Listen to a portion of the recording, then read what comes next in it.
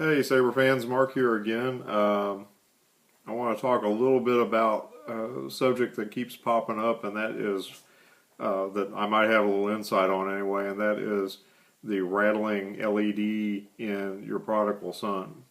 Here's my Prodigal Son. I did not ever have the problem with anything rattling in here, but I think it's a pretty straightforward fix. That you can try. Basically, the way this thing is set up, if you don't know, the LED itself rests right in this portion of the body. It slides in and sits up here, and instead of being held in with a set screw, they didn't put a hole in here to put a set screw in. It's got a C-clip holding it in.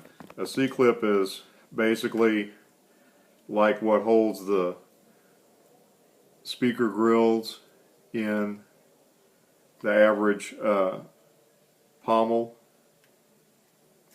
It's this little dude here, circlip, C-clip, Jesus clip, which is what you holler when you lose one. And basically, once that LED is in there, they put the C-clip down in on top of it, and I think what you're running into is that either during manufacture or during shipping, they're getting knocked a little bit loose, and that's what you're hearing rattling there. So what can you do about it? Well, if you don't want to take this thing apart, what you can do is take the battery out and the board and stuff, if that's what you have, and except for the switch hanging down, you have a pretty clear shot down in the body of this thing all the way to the LED.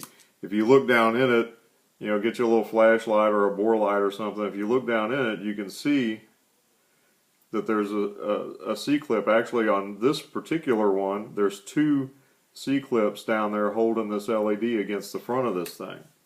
They're not in a groove or anything, so what you can do is, if you have a problem with yours being loose, is get some kind of a probe. I'd suggest not using something metal.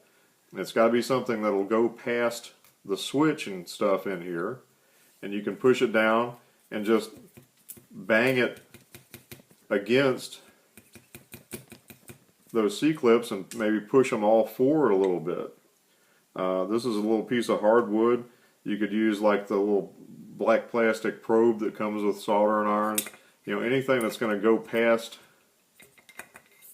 that switch body that's in there and let you poke at it, you know, and hopefully that'll fix your problem without having to send things back or try to take this body apart. That's what I got. I mean, that's the solution I can think of for this. Hopefully that'll help. Like I say, just make sure whatever you poke in here with is strong, and take the batteries out of it, or just don't use anything metal to poke at it with. Hope that helps.